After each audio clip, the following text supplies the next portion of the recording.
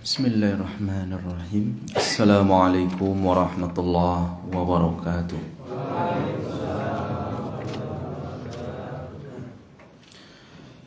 Alhamdulillah wassalatu wassalamu ala Rasulillah wa ala alihi wa sahbihi wa man walah, la haula wala quwata illa billah, amma ba'd. Pada pertemuan kali ini kita masuk pada pasal fi dzikril ikhtisalatil masnunah,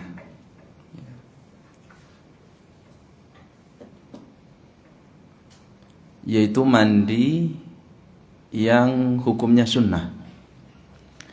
Kemarin pada pertemuan sebelumnya yang kita sampaikan adalah perkara-perkara yang menjadikan seseorang wajib mandi, atau kita kenal dengan mandi wajib. Ada 6. Yang pertama mustarakun bainar rijali wan nisa, yaitu hubungan seksual yang pertama antara laki-laki dan perempuan, maka keduanya wajib mandi. Lalu kemudian khurujul mani, dan yang ketiga meninggal dunia, mayit.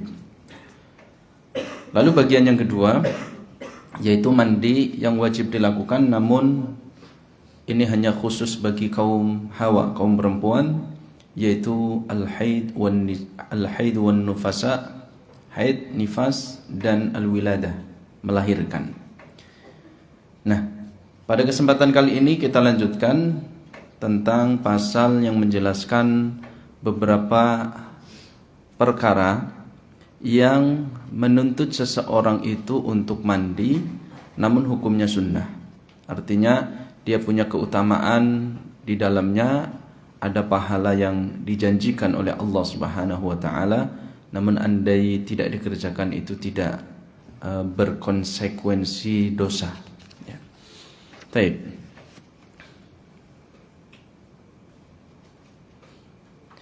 Wa ba'da an dzakara al-musannifu, ya, qala al-musannif hafizahullah. Setelah penulis menyebutkan ma yujibul ghusl, perkara-perkara yang mewajibkan seorang muslim mandi, nasabahuna an yubayyina ma yustahabbu lahul ghusl. Maka sudah selayaknya pada kali ini akan dijelaskan tentang hal-hal yang dianjurkan bagi seorang muslim untuk mandi. Ini dalam madhab Syafi'i, ya, dalam pendapat-pendapat fikih dari kalangan ulama-ulama Syafi'iyah. Wal ikhtisalatul masnunatu 17 ghuslan. Mandi yang hukumnya sunnah di dalam madhab Syafi'i itu ada 17. Ya, jadi lumayan banyak, Pak. Ada 17 perkara yang seorang muslim dianjurkan untuk mandi. Yang pertama adalah ghuslul jum'ati, mandi hari Jumat. Ya, mandi hari Jumat.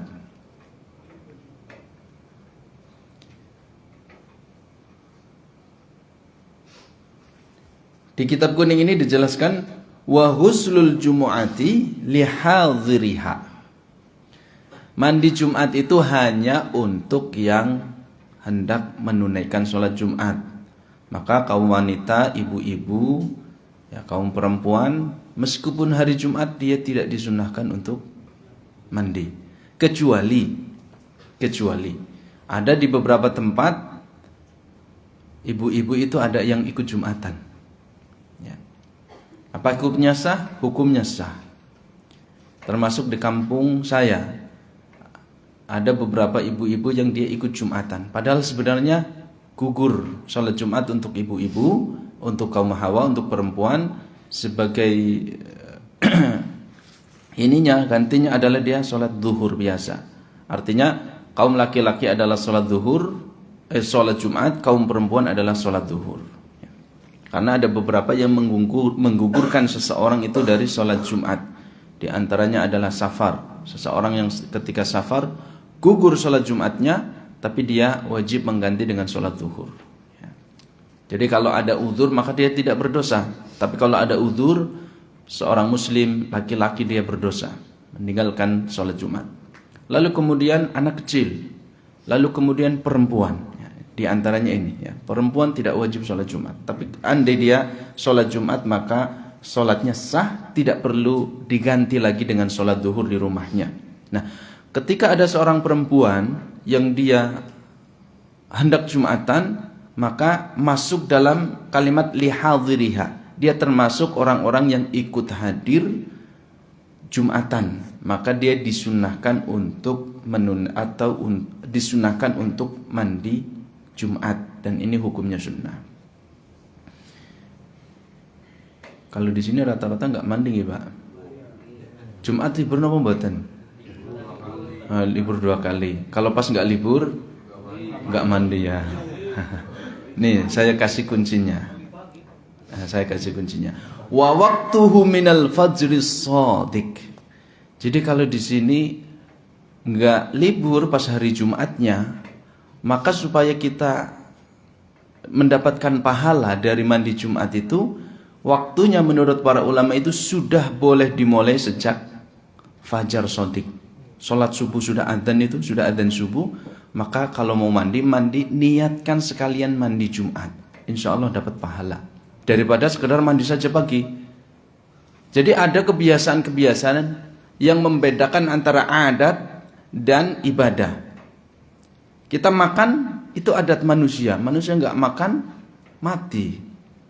Buang hajat itu sudah menjadi kebiasaan manusia, fitrah manusia, termasuk mandi bersih-bersih itu.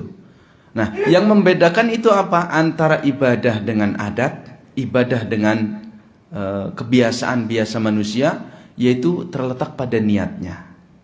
Mandi biasa dengan mandi wajib atau mandi sunnah itu dalam Islam, nanti kalau kita menjelaskan tentang tata cara mandi, itu sudah bisa dikategorikan sebagai mandi yang sesuai syariat. Karena ada 2 nanti, ada mandi sifatun kamilah, ada sifatun mujzi'ah. Ada yang sifatnya sempurna, ada yang sifatnya tidak sempurna.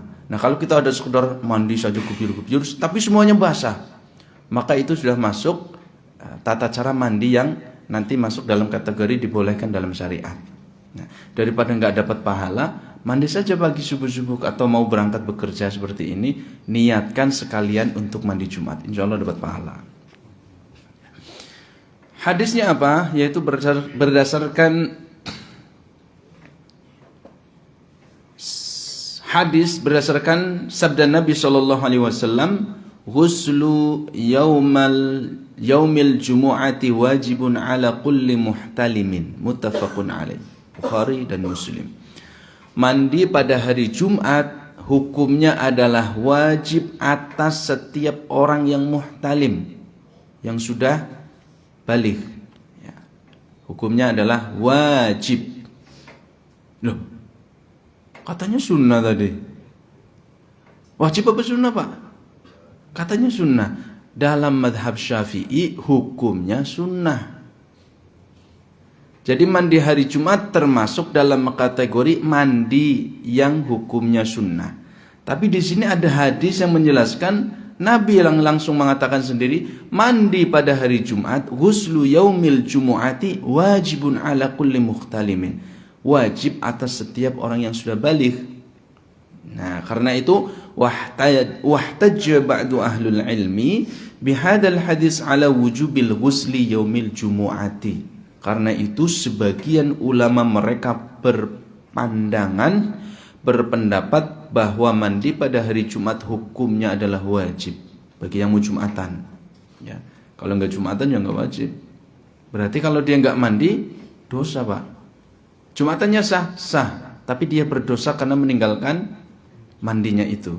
Dalam sebagian madhab, wa jumhuru ala annahu la yajib. Tapi jumhur ulama, mayoritas ulama mengatakan tidak wajib untuk mandi pada hari Jumat. Hukumnya hanya sunnah. Dan ini termasuk yang diambil pendapatnya oleh ulama-ulama madhab Syafi'iyah. Wahtajju biqaulihi sallallahu alaihi wasallam. Nah, karena itu tatkala kita melihat satu permasalahan, kita harus luas memandangnya, tidak cukup pada satu saja. Oh, ternyata ini perlunya safari ilmiah, artinya jalan-jalan mencari ilmu, membaca, ikut kajian, lalu kemudian mendengarkan kajian, melihat YouTube misalkan penjelasan-penjelasan di situ. Ternyata oh, ada hadis yang lain dan hadisnya sahih. Nah, ini perlu kita gali terus diri kita, potensi kita untuk supaya wawasannya terus bertambah. Ternyata ada hadis lain yang menjelaskan tentang masalah mandi Jumat, yaitu hadis Nabi sallallahu alaihi wasallam. Man tawadda'a yaumal jumu'ati fabiha wa ni'mat. Siapa yang dia berwudu pada hari Jumat untuk menunaikan salat Jumat, fabiha wa ni'mat, maka itu adalah bagus. Itu luar biasa. Itu nikmat dari Allah Subhanahu wa taala. Wa man ightasala fal ghuslu afdal. Namun barang siapa yang dia mampu untuk mandi, bukan hanya sekedar wudu, maka fal ghuslu afdal. Mandi itu lebih utama. Diriwayatkan oleh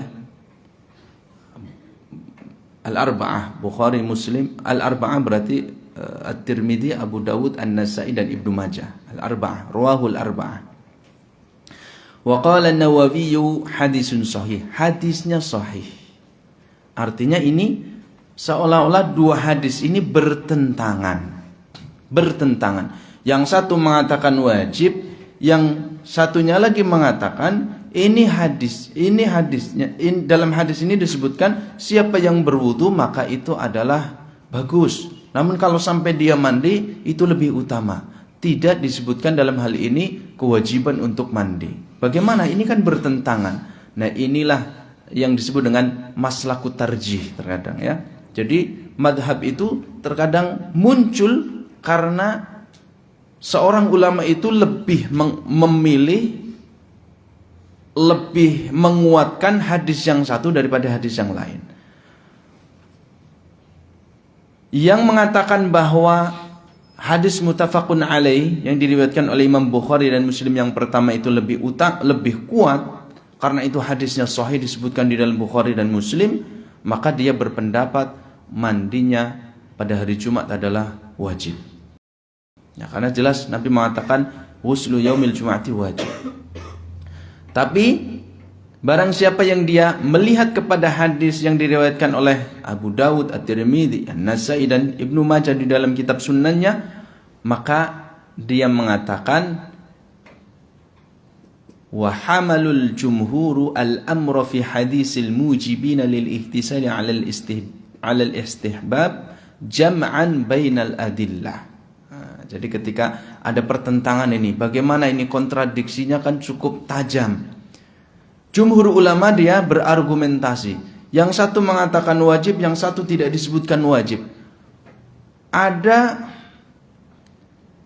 metode yang pertama adalah tarjih. Sebagian yang mengatakan wajib karena hadisnya sahih, Bukhari dan Muslim. Sementara yang ini hanya diriwayatkan oleh imam 4, ashabus sunan.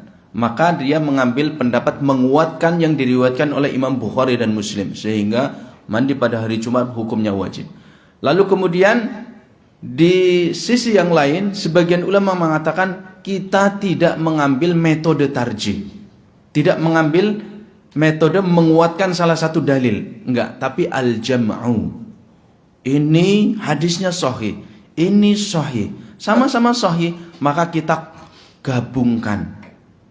Digabungkan dua hadis itu sehingga muncul argumentasi wa hamalal jumhuru al-amra fi hadisil mujibina lil ihtisal 'alal istihbab. Jadi ketika Nabi memerintahkan, mengatakan kepada orang-orang, kepada para sahabatnya bahwa mandi pada hari Jumat itu adalah wajib, bahwa di situ artinya sebagai perintah yang dianjurkan tapi sangat dianjurkan. Ya, itu maksudnya seperti itu. Paham gak, Pak? Sampai sini paham? Paham, alhamdulillah. Ya. Yang tidak boleh di dalam Islam itu tatabu'ur rukhas. Yang tidak boleh di dalam kita mengambil pendapat-pendapat fikih itu tatabu'ur rukhas. Tatabu' itu mencari-cari, rukhas itu yang paling gampang. Ya. Jadi bukan dicari yang paling kuat, yang paling sahih, yang menenangkan hati karena begitu banyak pendapat, tapi dia mencari yang paling gampang. Dalam fikih, dalam madhab Hanafi, menikah tanpa wali hukumnya sah. Ada anak perempuan, ya, dia kemudian di situ ada teman laki-lakinya datang ke rumahnya. Pak, kula sampun nikah lho Pak kali Kang Mas niki lho. Loh, kok bisa gue? Iya, menikah. Yang penting ada ijab qabul, ada saksi, lalu kemudian ada mahar, sah hukumnya. Ya, tidak ada wali, orang tuanya nggak menikahkan, maka sah dia. Ya, ada ijab qabul di situ. Dalam madhab Hanafi. Wah, kalau nikah dia pakai madhab Hanafi. Kan enak. Oh, orang perlu ngriwuki wong tuane wilas. Wis nikah. Giliran kan tadi pakai Hanafi ya. Ketika masalah sholat, giliran pakai apa? Syafi'i. Syafi'i apa Hambali? Hambali. Kalau Syafi'i ketemu perempuan salaman batal. Nah, ini ketemu teman ya alumni SMA misalkan salaman nggak batal, nggak apa-apa gitu. Tapi ada dikit-dikit itu gertuk gitu, ya nggak batal gitu, nggak batal. Artinya tatabu'ur rukhas itu nggak boleh ya, tidak boleh. Yang kedua, wal aidaini. Yang dimaksud dengan dua hari raya itu adalah al-fitr wal adha, hari raya Idul Fitri dan hari raya Idul Adha. Itu juga termasuk hukumnya mandinya adalah sunnah, laki-laki dan perempuan, laki-laki dan perempuan. Ya. Kalau tadi adalah khusus untuk yang hadir saja, hadir mau menghadiri sholat Jumat. Kalau perempuan mau hadir berarti dia juga disunahkan untuk mandi.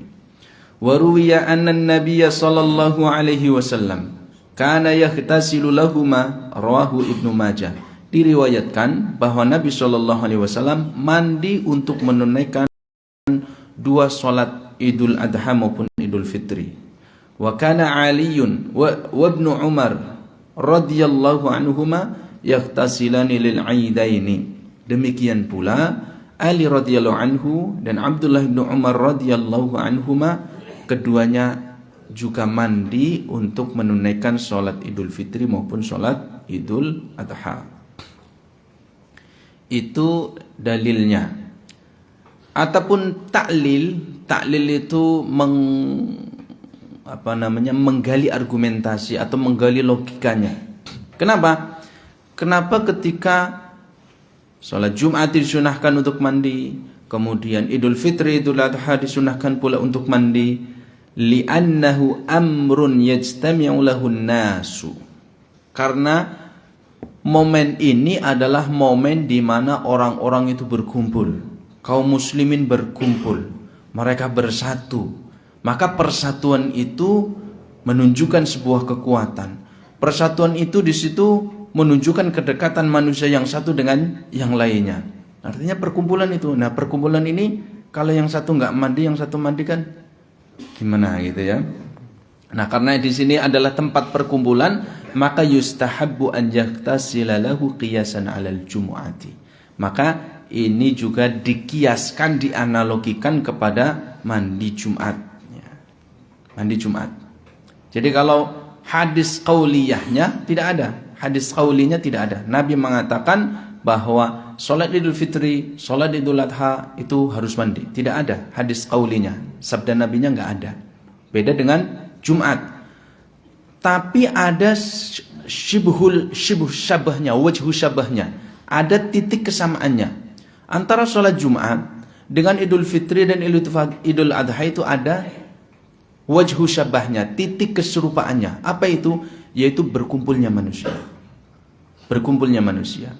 Nah, karena itu kemudian para ulama mereka mentaklil, mengkiaskan mandi Idul Fitri dengan Idul Adha terhadap mandi hari Jumat.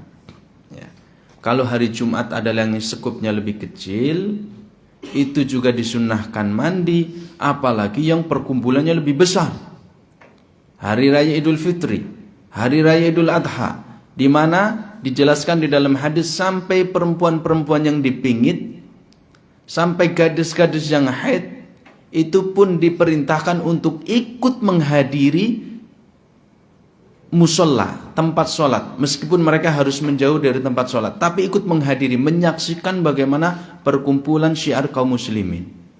Mereka nggak ikut sholat, tapi gadis-gadis itu ikut disuruh keluar. Perempuan-perempuan yang haid ikut disuruh keluar, supaya ikut menyaksikan seluruh kaum muslimin berkumpul. Ini menunjukkan kekuatan Islam.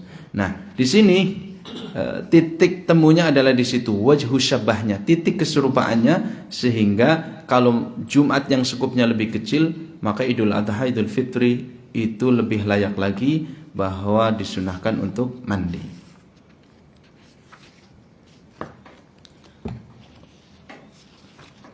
Yang ke-6 ya, yang ke-6. Yang ketiga, ya. Wal istisqa'u.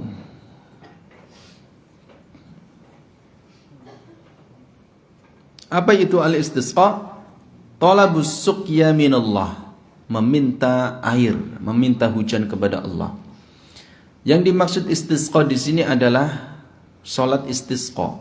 Jadi seorang muslim itu ketika dilanda paceklik kemarau yang cukup panjang, tidak ada hujan, maka disunahkan di situ untuk melakukan salat istisqa. Salat ibadah yang meminta doa kepada Allah supaya diturunkan hujan.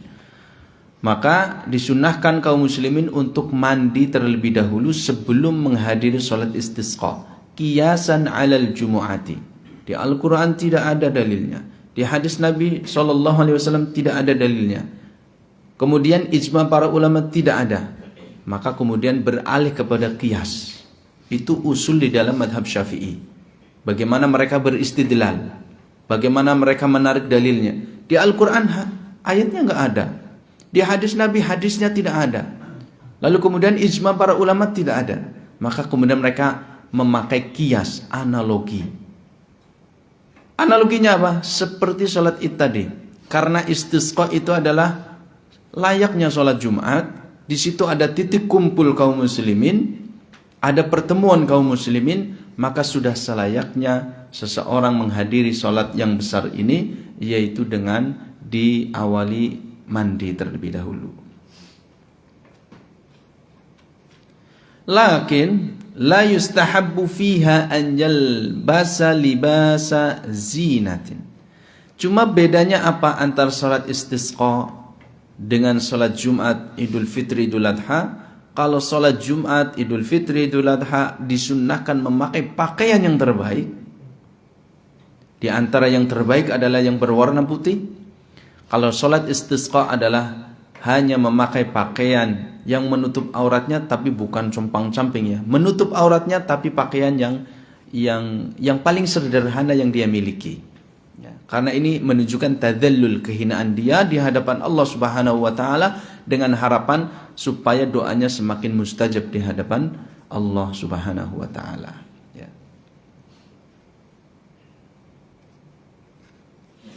Sebagai apa? Tawaddu'an lillahi ta'ala wa idharan lil maskanah, sebagai bentuk tawaddu' kepada Allah Subhanahu wa taala. Yang keempat, wal khusuf lil qamar. Salat gerhana bulan. Wal khusuf, kalau khusuf berarti dia gerhana bulan. Kalau pakai kaf, wal khusuf berarti li syams. Salat gerhana matahari. Sudah pernah Pak gerhana bulan, gerhana matahari salat ini? Sudah ya? Sudah. Gerhana matahari pernah? Salatnya belum. Salatnya belum. Ya, salatnya belum. Alhamdulillah saya dua-duanya udah pernah. Gerhana matahari, gerhana bulan sudah pernah. Wa'allalu istihbab al-ghusli laha bi'annaha salatun yusra'u laha al-ijtima' fastuhibba laha al-ghuslu qiyasan 'ala al-jumu'ati. Lagi-lagi dalilnya adalah qiyas terhadap salat Jumat. Karena apa? Di situ adalah salat yang disyariatkan, yang diperintahkan untuk berkumpulnya kaum muslimin dengan perkumpulan yang besar. Berarti berapa? Sudah 3, 4, 5 ya. 5. Wal ghuslu min ajli ghuslil mayyit. Nah, yang keenam adalah mandi karena memandikan mayit. Ini hukumnya sunnah. Wifaqan li jumhuril ulama. Ini sesuai dengan pendapat jumhur ulama. Liqauli Ibnu Umar, berdasarkan perkataan sahabat Ibnu Umar radhiyallahu anhuma, kunna naghsilul mayyita faminna man yaghtasilu wa minna man lam yaghtasil. Nah, ini sahabat yang bercerita. Dulu kami pernah memandikan mayit. Kami berarti bukan satu orang, lebih dari 2 orang. Dan di antara kami ada yang mandi setelah itu dan ada yang tidak mandi setelahnya. Artinya ketika ada pilihan semacam ini menunjukkan bahwa mandi karena sebab memandikan jenazah itu hukumnya sunnah. Lalu kemudian yang ke-7, ya, yang ke-7. Wa ghuslul kafiri idza aslama.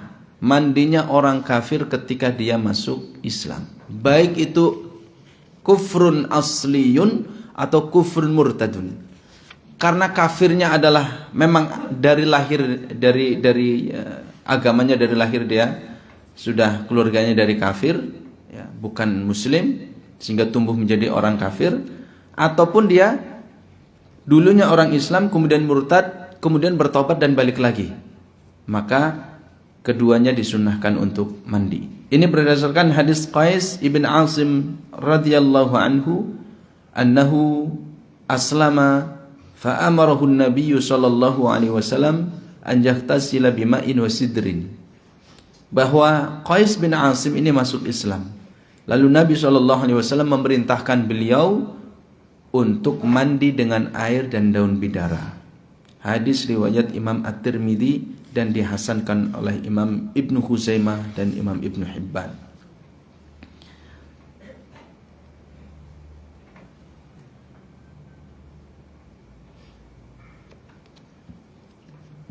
Yang menjadi permasalahan, ya.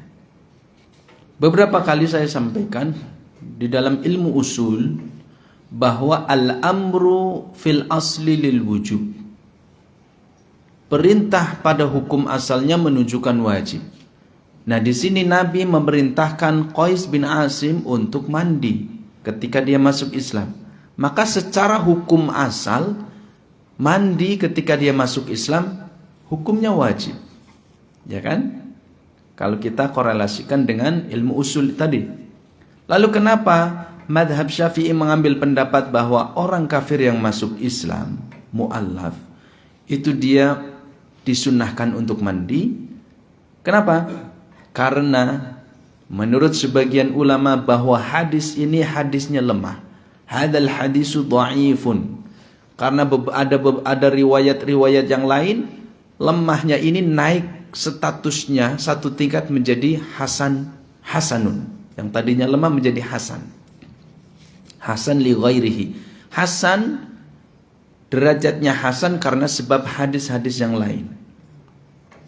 Dan menurut madhab Syafi'i ada sebuah qaidah, annan nahya idza kana fi haditsin dha'ifin la yakunu lit-tahrim wa la yakunu lil-wujubi li anna al-ilzama bil man'i aw al-fi'li yahtaju ila dalilin tabarra'a bihi ad-dhimmah li ilzamil ibadi. Nah,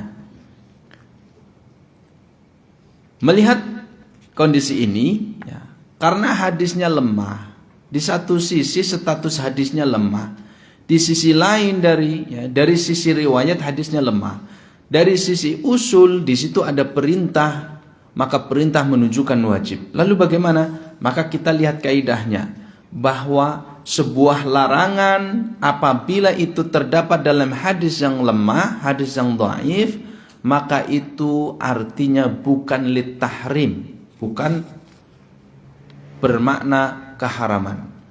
Kalau perintah itu ada di dalam hadis yang lemah, la yakunu lil wujub, maka maknanya itu menunjukkan sesuatu yang tidak wajib.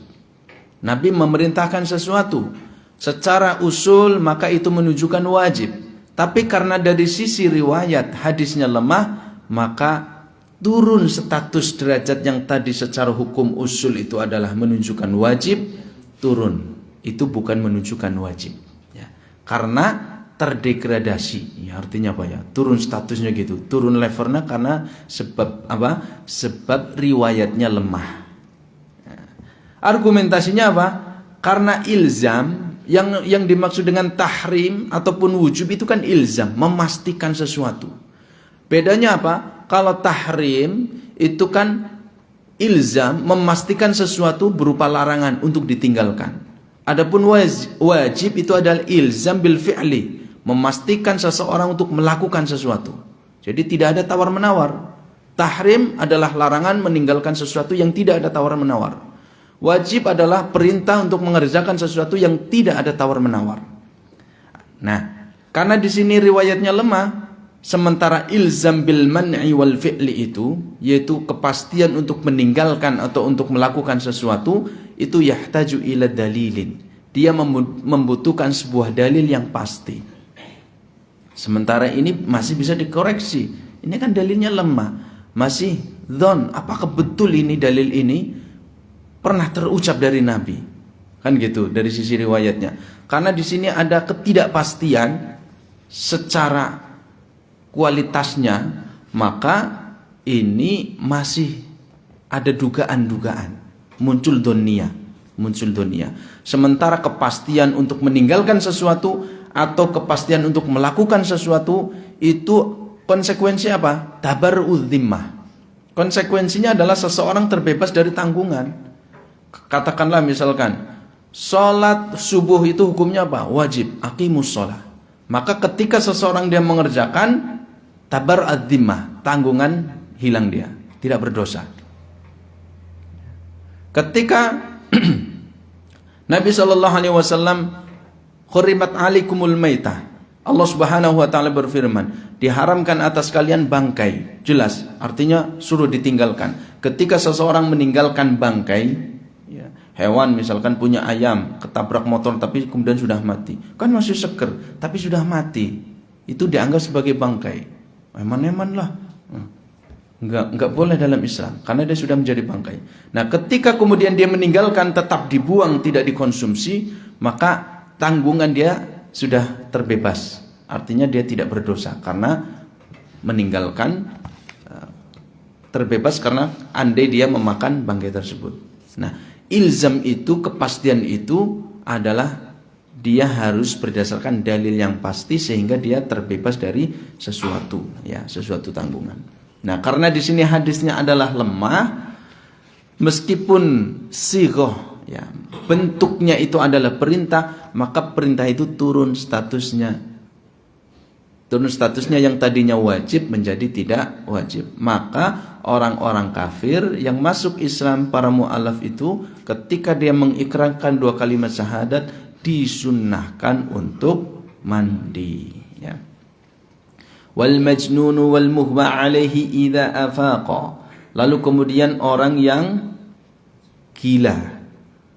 Wal mughma alaihi, orang yang pingsan. Apa bedanya antara orang gila dengan orang pingsan? Idza afaqa, dan dua-duanya berpotensi bisa sadar. Kalau majnun itu adalah zawalul aqli, akalnya hilang akal dia. Adapun mughma alaihi maka disebut dengan ghaimun, seperti halnya mendung. Mendung itu bisa menghalangi sebuah cahaya matahari untuk sampai ke bumi. Maka pingsan dalam bahasa Arab itu diistilahkan al-mughma alaihi, tertutup, ya. Artinya apa? Taghtiyatul aqli, akalnya tertutup. Jadi lebih sadid atau lebih keras junun, gila, ya, karena akalnya hilang. Tapi kalau pingsan itu hanya tertutup saja. Nah, keduanya ini di dalam madhab Syafi'i, ketika mereka sadar, mereka disunnahkan untuk mandi. Hadisnya apa? Hadisnya yaitu tatkala Nabi SAW di akhir usianya, Nabi sakit di dalam beberapa hari, kemudian Nabi pingsan karena sakitnya cukup keras. Ya, cukup parah. Nabi pingsan. Ketika Nabi siuman, Nabi bertanya, "As-salan nasu?" Apakah orang-orang sudah sholat? Apakah para sahabat sudah sholat? Para sahabat mengatakan, "Hum yang tadhirunaka." Mereka menunggu engkau wahai Rasulullah untuk menjadi imam sholat. Gak ada yang berani untuk mengimami, termasuk Abu Bakar As-Siddiq radhiyallahu anhu. Mereka tetap menunggu Nabi. Nah, tatkala Nabi siuman, Nabi kemudian meminta air dan dipakai untuk mandi. Setelah itu Nabi mau mengimami sholat, mau beranjak dari tempatnya, pingsan lagi Nabi. Ketika Nabi siuman bertanya lagi, "As-salan nasu?" Apakah orang-orang sudah sholat? Abu Bakar mengatakan, "Hum yang tadhirunaka ya Rasulullah." Mereka menunggu engkau wahai Rasulullah. Sampai kemudian Nabi mengisyaratkan Abu Bakar untuk mengimami sholatnya. Ya. Bahkan Nabi pingsan lagi. Abu Bakar kemudian mengimami para sahabatnya untuk sholat. Kemudian Nabi siuman. Ketika Nabi siuman melihat Abu Bakar menjadi imam, Abu Bakar melihat Nabi sudah siuman, maka Abu Bakar mundur. Tapi Nabi mengisyaratkan suruh diteruskan. Kemudian itu menjadi sakit yang menyebabkan Rasulullah SAW meninggal dunia. Itu hadis yang menjelaskan bahwa orang pingsan itu wajib disunahkan, dianjurkan untuk mandi.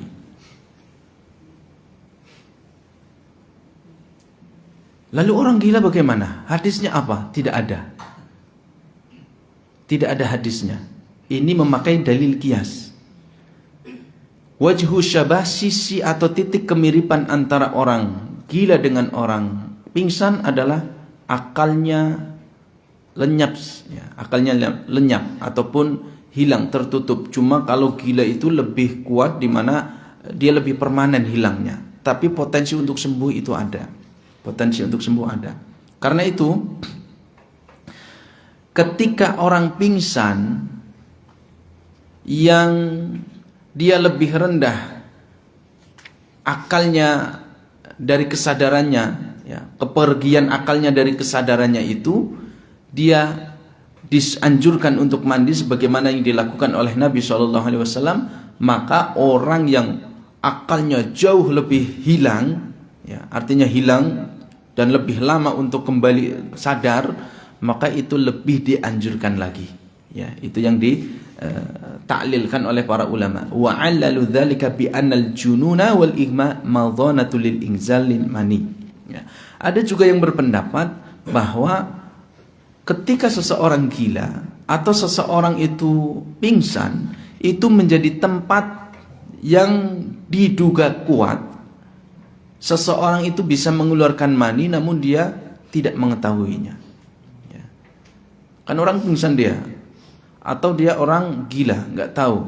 Nah, madhanatu li khurujil mani atau madhanatu lil inzal, bisa jadi dia keluar mani baik dengan tidurnya, ihtilam ataupun yang lain, ya, keluar mani. Maka para ulama kemudian menjadikan taklil ini, alasan ini, bahwa orang yang gila maupun orang yang pingsan itu disunahkan untuk mandi. Ya. Tapi sebagian yang lain mengatakan kalau sebabnya adalah khurujul mani, maka ini kurang tepat, kurang kuat. Kenapa? Karena kalau khurujul mani itu kan jelas ada asarnya, ada bekasnya, ada airnya. Nah, kalau itu keluar ada bekasnya, berarti mandinya bukan karena pingsan dia, tapi karena keluar maninya. Ya, bukan karena pingsan ataupun gilanya. Ya. Tapi yang lebih kuat taklil di sini, alasan di sini, yaitu hilang akalnya, ya, ataupun tertutup akalnya, di mana Nabi SAW pernah melakukan ini, akan tetapi hal itu tidak menunjukkan sebuah kewajiban. Ya. Yang selanjutnya, wal ghuslu 'indal ihram, mandi ketika hendak melakukan ihram pada saat seseorang hendak haji maupun umroh. Ya, jadi disunahkan mandi dulu, jangan langsung pakai pakaian ihram. Ya. Kalau pakai pakaian ihramnya di pesawat, maka sebelum naik pesawat hendaklah dia mandi dulu, ya, di bandara. Disunnahkan, ya. Hadisnya adalah Zaid bin Sabit anna Nabiya sallallahu alaihi wasallam tajarrada li ihlalihi wa ikhtasala wa rawahu at-Tirmidzi. Di mana Nabi SAW hendak melakukan ihlal, labbaik Allahumma labbaik, ya, untuk haji ataupun umrah di sini. Lalu Nabi sallallahu alaihi wasallam mandi. Yang selanjutnya walidukhuli Makkah. Ketika hendak masuk kota Makkah. Kalau tadi kan karena ada sebab ihram, ada ibadah haji maupun umrah. Kalau yang ini hanya sekedar masuk kota Makkah saja. Ini dalam madhab Syafi'i. Faqad kana Ibnu Umar, adalah Ibnu Umar, putranya Umar radhiyallahu anhu, la yuqaddimu Makkah illa bata bidituwa hatta yusbih. Beliau itu tidak akan masuk kota Makkah kecuali beliau bermalam dulu di tempat yang namanya Dzituwa sampai subuh. Ya, jadi nggak langsung masuk kota Makkah, dia akan nginap dulu di luar Makkah itu, dekat perbatasan Makkah, namanya tempatnya Dzituwa sampai subuh. Wa yaghtasilu, kemudian di pagi harinya beliau itu mandi. Summa yadkhulu Makkah naharan, pada siang harinya beliau baru masuk ke kota Makkah.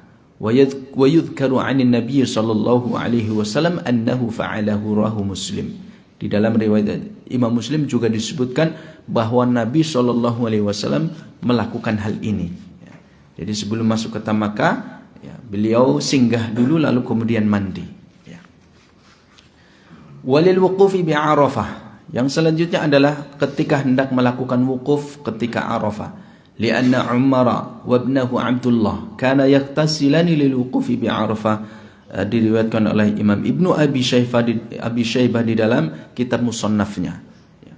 Karena Umar dan putranya Abdullah bin Umar keduanya mandi sebelum melakukan wukuf di Arafah. Jadi Bapak Ibu sekalian yang dimudahkan oleh Allah untuk bisa umrah maupun haji, ya, bisa diingat-ingat ini ada mandi yang disunnahkan. Sebelum ihram mandi, sebelum masuk Makkah mandi. Misalkan hotelnya di luar kota Makkah, ataupun ketika hendak wukuf, persiapan wukuf, maka mandi dulu.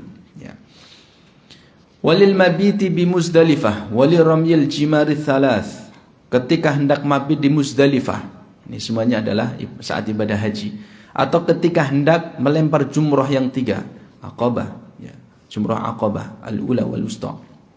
Fi ayyami tasyrik, pada hari tasyrik. Wali tawafi, wali sya'yi, wali dukhuli madinati Rasulillah sallallahu alaihi wasallam. Demikian juga ketika hendak tawaf.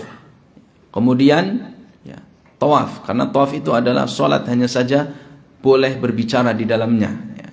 Menyebutkan bahwa tawaf itu adalah salat, maka di sini disunahkan untuk mandi. Kemudian sa'i dari Safa dan Marwah, baina Safa wal Marwah, dari bukit Safa ke Marwah. Kemudian masuk ke kota Madinah Rasulullah sallallahu alaihi wasallam. Ini yang diambil pendapatnya oleh musannif, ya, oleh musannif, ya, oleh penulis. Tapi kata beliau, ya, yang mensyarah ini, wala a'lamu alaihi dalilan min fi'li Nabi sallallahu alaihi wasallam min fi'li wala min fi'li ashabihi radhiyallahu anhum. Untuk yang mabit di Muzdalifah, lalu kemudian ketika melempar jumrah, ketika hendak tawaf, ketika hendak sa'i, ketika hendak masuk kota Madinah, ini tidak ada dalilnya. Ya, tidak ada dalilnya. Yang ada itu adalah ketika ihram Nabi melakukan. Ya, Nabi ngomong sendiri. Ketika hendak masuk kota Makkah, Nabi melakukan. Ibnu Umar pun melakukan. Ketika hendak wukuf di Arafah, sahabat Ibnu Umar dan putranya Abdullah bin Umar melakukan. Adapun mabit bermalam di kota Muzdalifah, hendak melempar jumrah, hendak tawaf, hendak sa'i, atau hendak masuk kota Madinah, maka yang sahih tidak disunahkan untuk mandi. Ya, tidak disunahkan untuk mandi.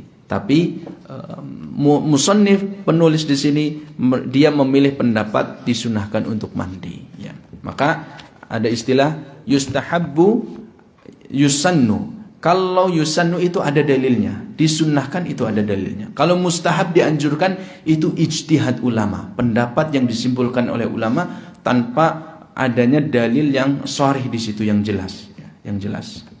Demikian pembahasan tentang sunnah-sunnah mandi yang hukumnya sunnah. Dan kembali saya ingatkan yang kemarin harus ditulis, kaidahnya adalah anna ma taqaddama sababuhu fahuwa huslun wajibun. Kalau sebabnya mendahului itu maka wajib mandi, ya, atau mandi yang wajib.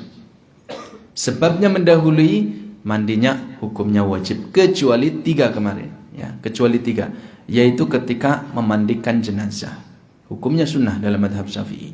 Lalu ketika mu'allaf masuk Islam, hukumnya sunnah dalam madhab Syafi'i.